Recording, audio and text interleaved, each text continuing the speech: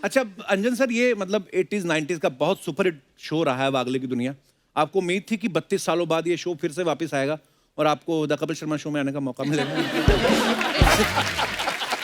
ये बहुत इम्पोर्टेंट है। ये मतलब हम अपना प्रमोशन कहाँ करने जाए, हम इधर ठोकते रहते बीच बीच में। तो अंजन सर, कैसे मामला शुरू हुआ ये बताइए फिर कुछ। 87 में जी मिस्टर कुंदन शाह उनके साथ एक सीरियल किया था, ये जो जिंदगी में कैमियो रोल कर रहा था उन दिनों। जी उन्होंने कहा एक जगह आके रोल पढ़ना है, तो मैं गया वहाँ पढ़ने के लिए। वहाँ मिस्टर कुंदन शाह बैठे हुए थे, मिस्टर रवि ओझा एक दूसरे डायरेक्टर थे उसमें, अच्छा जी, और उधर एक जेंटलमैन बैठे थे जिनको मैं ठीक से पहचानता नहीं था।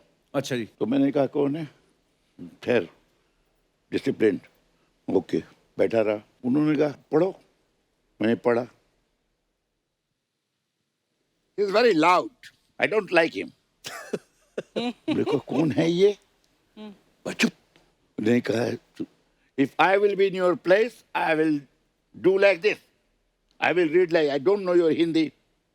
उन्होंने पढ़ के एक्टिंग करके बताया। अच्छा, हमने क्या किया इन्होंने, समझ में नहीं आया मेरे को। निकलने के बाद बाहर जाकर के बताते कुंदन ने, तू मुझे मरवा दिया तूने यार। तो पूछता उनके सामने, तू कौन है ये? अरे इतना बड़ा कार्टूनिस्ट है वो, आर के लक्ष्मण नाम है। अरे बाप रे। हम कहा मैं कभी मिला नहीं हूँ, मैं जानता नहीं हूँ, मैं उन्हीं का लिखा हुआ कर रहे हैं यार हम लोग। रवि हो जाके समझाते हैं हमको, तू थोड़ा इसको दबा दे। कौन सी लाइन दबा दूं मैं? टोटल दबा दे, दबा के करना। दबा के कर। दबा के कर, दबा के हमने प्लेनली ऐसे कर दिया मैंने। दैट्स गुड, दिस ये चाहिए। हमने तो मैंने कुछ किया ही नहीं, बोले यही तो चाहिए, कुछ नहीं करना है। सेकंड एपिसोड के बाद कहा कि ठीक है, ये वागले's वर्ल्ड है, इसका नाम वागले की दुनिया करो। वाह क्या बात है। और वागले की दुनिया शुरू हो गई। क्या बात है। और आज 32 साल बाद दोबारा शुरू हो रहा है। क्या बात। ब्यूटीफुल। भारती मैम, आपको देख के बड़ा मजा आया। मुझे तुमसे मिलकर बहुत खुशी हुई। Thank you ma'am.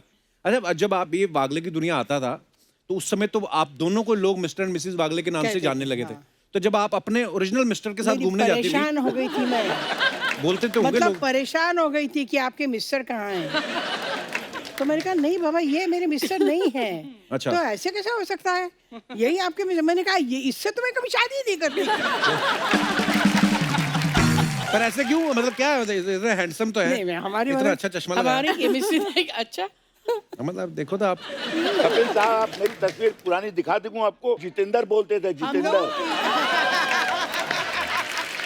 मैं सबसे बड़ी प्रॉब्लम ये, इनको क्या, मैं अपनी वाइफ को लेके जा रहा था। अच्छा, बोला आपकी पत्नी कहाँ है? ये है। नहीं नहीं, आपकी पत्नी राधिका, राधिका मेरी उसमें सीरियल में। अच्छा, but all credit goes to mister Lakshman जी।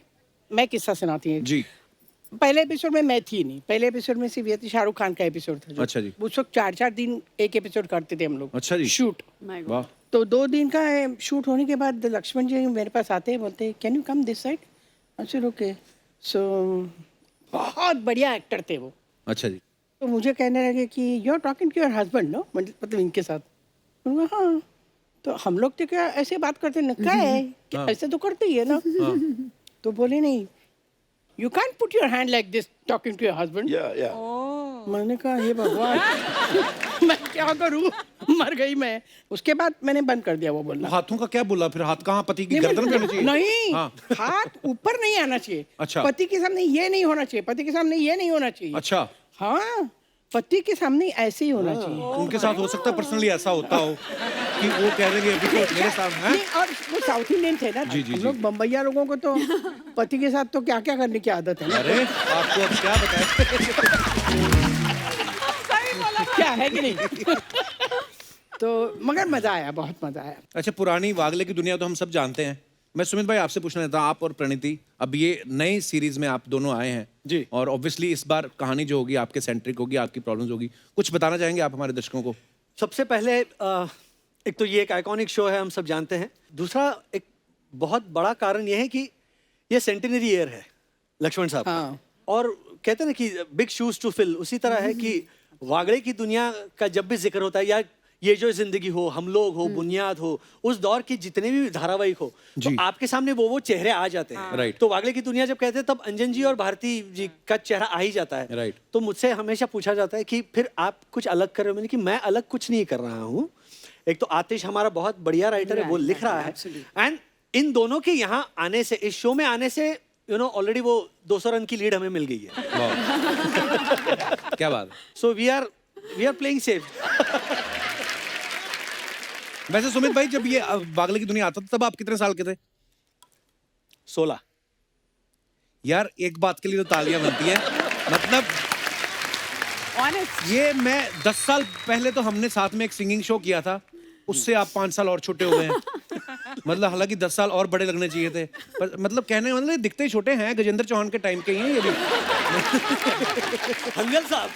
और कपिल, कमाल की बात यह है कि आई थिंक पहली बार your leading lady was me. हाँ, Yes. अर्चना थी। वाह वाह। अब तो मेरा जाने का टाइम हो, क्या बात कर रही हैं आप? ये कब की बात है?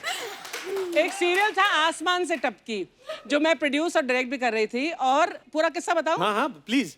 हमने इन्हें कास्ट किया था हीरो के फ्रेंड के अच्छा। कैरेक्टर में। लास्ट डे था पायलट का, और शाम को करीब 4 बजे मैंने अपनी ईपी को बुलाया और बोला, बॉस जो हीरो है वो इस फ्रेंड के सामने एकदम फीका पड़ रहा है। क्या बात है, वाह। And I said this guy is brilliant. ये उस दिन तुम गाड़ी नहीं लाए थे, शायद तुम निकल गए थे ऑलरेडी पैकअप के बाद। मैंने बोला कहाँ है, तो मैंने फोन किया इसको, मैंने बोला यू टर्न। नहीं हम कल मिलेंगे मैम, परसों मैंने कहा अभी यू टर्न कर, ऐसी क्या जरूरत है, मैंने कहा अभी आ। And then we spoke, he came home and I said I want to cast you in the lead. तो वो भी बताओ, इसने कहता लीड, देन मेरा प्राइस डबल कर दो। पैसा अपनी जगह, नहीं, ये बात है। टैलेंट अपनी जगह, पैसा अपनी जगह। तो फाइनली बातचीत हो गई कि मारपीट से फिर काम बना?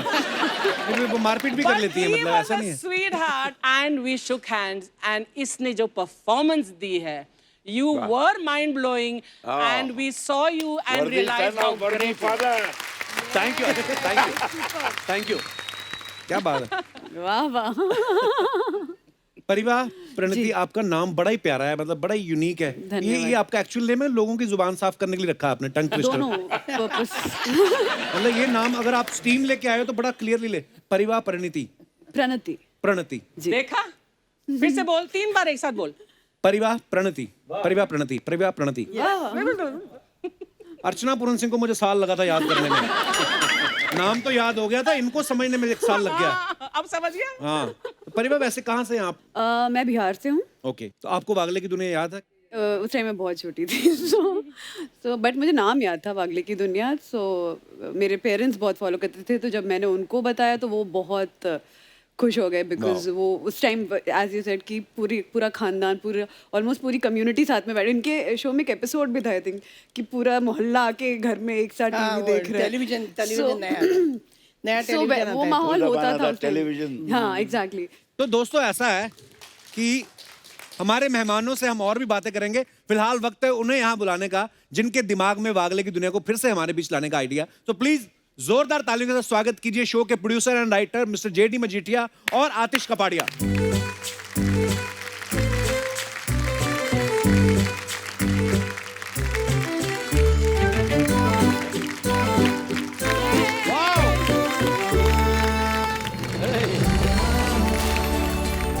एक बार जोरदार तालियां जेडी सर और आतिश सर के लिए। सर बहुत बहुत स्वागत है आप दोनों का, और धन्यवाद आतिश सर, आप जेडी सर के साथ आए। नहीं तो नॉर्मली जेडी के साथ कोल्ड ड्रिंक आती है। सर बैठिए, बहुत बहुत स्वागत है सर आपका। सर बहुत बहुत धन्यवाद। वागले की दुनिया को दोबारा आप हमारे दर्शकों के सामने लेके आ रहे हैं। जो नई जनरेशन है, जिन्होंने शायद पिछला सीजन नहीं देखा होगा, बाद में जन्म लिया होगा जिन्होंने, उनको देख के बहुत मजा आने वाला है।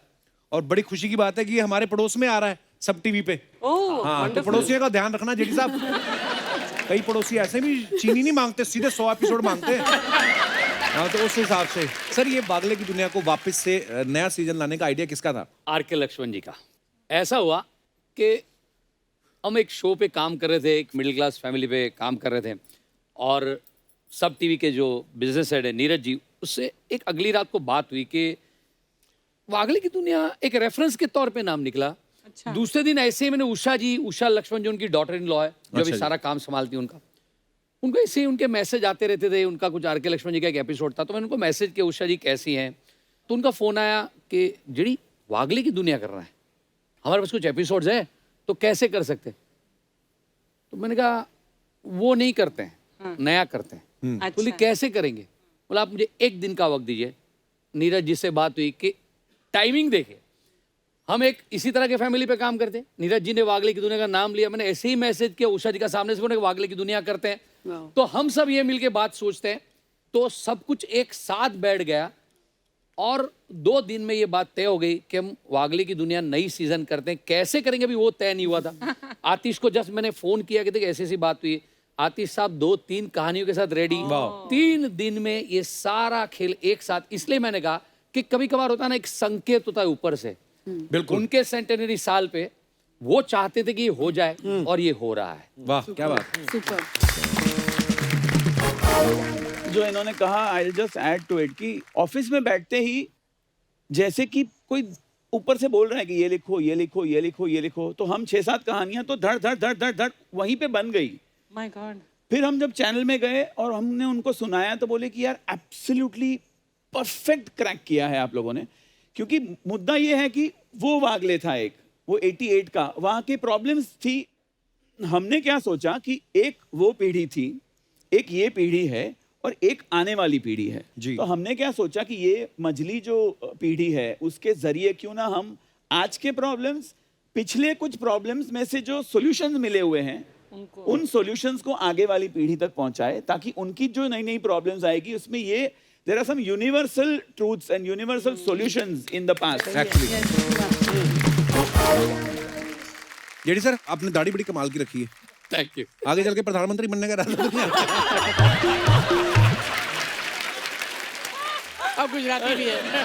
पर ना मैंने जेडी सर के शोज देखे, इनके नाम बड़े बड़े होते थे, सारा भाई वर्सेस सारा भाई या बाऊ बहू और बेबी। आपका खुद का नाम जेडी है, ऐसे के छोटा नाम रखने में टैक्स कम पड़ता है जेडी सर? मेरा नाम है जमुना दास। अच्छा। तो जमुना दास ऐसे जब मैं छोटा था तो लोगों को ऐसे ही लगता था कि तो किसी बुजुर्ग का नाम होता है, ऐसा लगता है। तो मेरे स्कूल में कोई कभी मेरा पूरा नाम लेता ही नहीं था। अच्छा। तो मुझे यार जमुना कहते थे, तो जमुना तो लड़की है, मेरे को फर्क नहीं पड़ता, समझ में भी नहीं आता था। जी। जमुना, जमनो, कुछ भी कहते थे। मेरे स्कूल के दोस्त आज भी मुझे ऐसे बुलाते तो मुझे अच्छा ही लगता है, कोई प्रॉब्लम नहीं होता है। कॉलेज में आया, होता है ना पहले दिन कॉलेज में इंट्रोडक्शन होता है, आपका नाम बताओ, आपका नाम बताओ। तो मैंने कहा जमुना दास। तो बोलता नहीं तुम्हारे पिताजी का नहीं, तुम्हारा नाम बताओ। मेरी कॉलेज की एक दोस्त थी, उसने जेडी बुलाना शुरू कर दिया। ये जमुना से लंबा है, तो मैं भी फिर तब से जेडी हो गया। और फिर जैसे आगे बढ़ता गया लोग जेडी कहते। जो आपने कॉलेज की आपकी जो फ्रेंड थी उसने आपको जेडी पहली बार बुलाया और इतना सीरियसली आपने उसको लिया, वो सिर्फ फ्रेंड ही थी?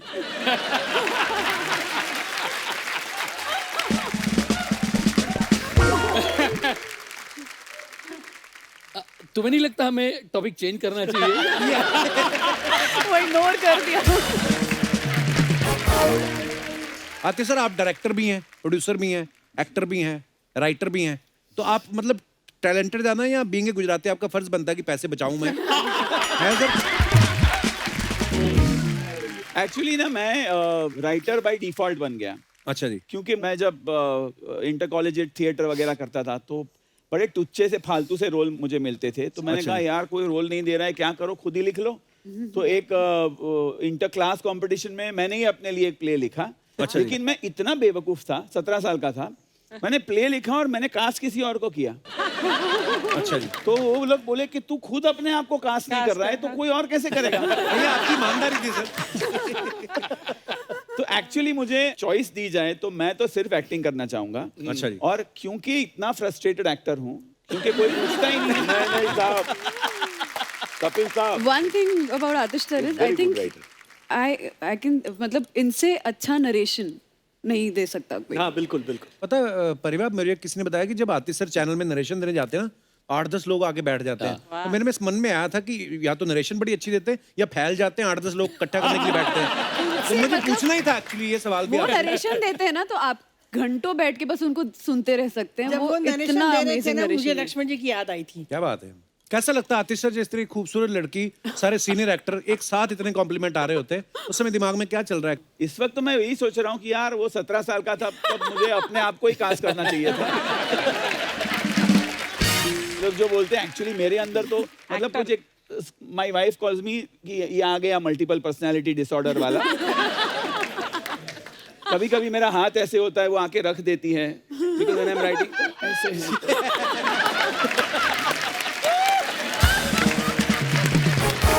कई बार ऐसा हुआ है। अमेजिंग।